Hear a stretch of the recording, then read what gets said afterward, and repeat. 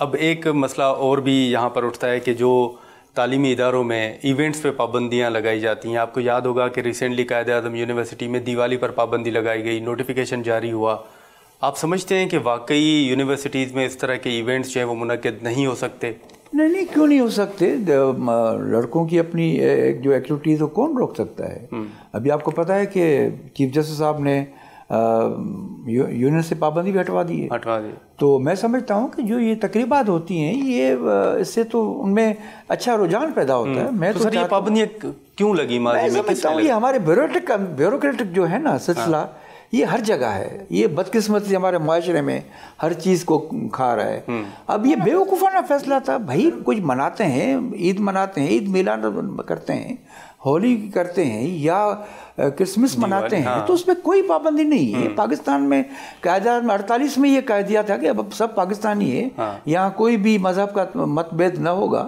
تو میں سمجھتا ہوں یہ بیوقوفانہ قسم کے فیصلے ہیں, اور میں نے وائس چانسلر کو بھی کہہ دیا تھا کہ آئندہ اس قسم کو نہیں ہونی چاہیے, نہیں ہونی کسی بھی یونیورسٹی میں نہیں ہونی چاہیے. تو سر یہ جو یونین سے پابندی ہٹانے کا ہم نے دیکھا کہ ماضی میں رضا ربانی صاحب نے یہ معاملہ سینٹ میں بھی ٹیک اپ کیا تھا, لیکن اب تو فیصلہ ہو چکا ہے.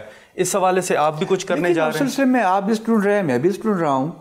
اس میں تھوڑا ہمیں بھی ایز اپنے اسٹوڈنٹس کو یہ تلقین کرنی پڑے گی کہ بھائی الیکشن جو ہے یہ آپ کی ایک اچھی سرگرمی ہے, اس کو محبت کے ساتھ چلائیں. اگر ایک پارٹی آتی ہے, کوئی اسٹوڈنٹ جماعت آتی ہے, تو دوسری بھی آ جائے گی دوسرے سال.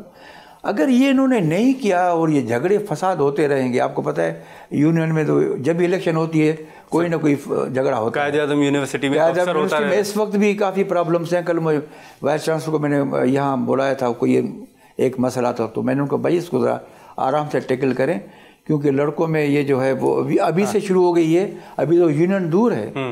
تو یہ ہے کہ ان کو بھی ان کو سمجھانا پڑے گا کہ بھائی یہ جو آپ کو ایک اچھا موقع مل رہا ہے تو اس کو محبت کے ساتھ چلائیں. یہ نہیں ہے کہ یہ فلاں جماعت کا, یہ فلاں جماعت کا ہے, یہ کیوں آیا, پھر تو یہ سارا سلسلہ ختم ہو جائے گا.